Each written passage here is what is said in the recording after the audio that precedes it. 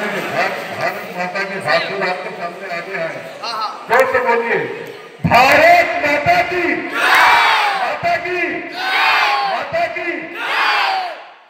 আজকে হাইলাকান্দি मीडिया आयोजित আজকে দেশাত্মবোধক প্রদর্শনীতে মঞ্চে উপবিষ্ট मीडिया সভাপতি মহাশয়, সাধারণ সম্পাদকগণ এবং আমার ইউনিয়ন ভাই এবং নবোদয় বিদ্যালয়ের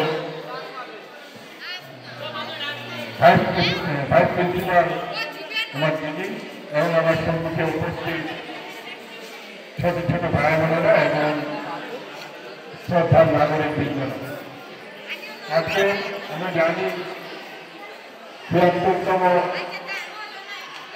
প্রজাতন্ত্র দিবস। এই প্রজাতন্ত্র দিবসকে কেন্দ্র করে আজকে আমাদের এখানে আগমন।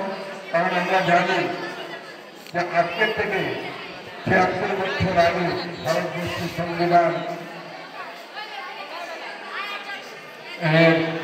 যাত্রা শুরু হয়েছে। সেদিন থেকে আমাদের ভারতবর্ষের নাগরিকরা যে নাগরিক সংহিতা, সেই সংহিতাকে সংবিধান বলা হয়।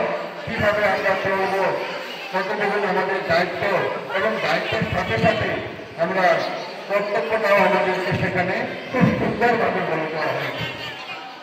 তাই আজকের এই শুভ দিনে আপনাদের বিশেষ কিছু বলতে চাই না, শুধু একটা কথাই বলতে চাই যে ভারতবর্ষ বিশ্বগুরুর আসনে নিয়ে যাওয়ার সংকল্প নিয়ে আমাদের যাত্রা শুরু হয়েছে।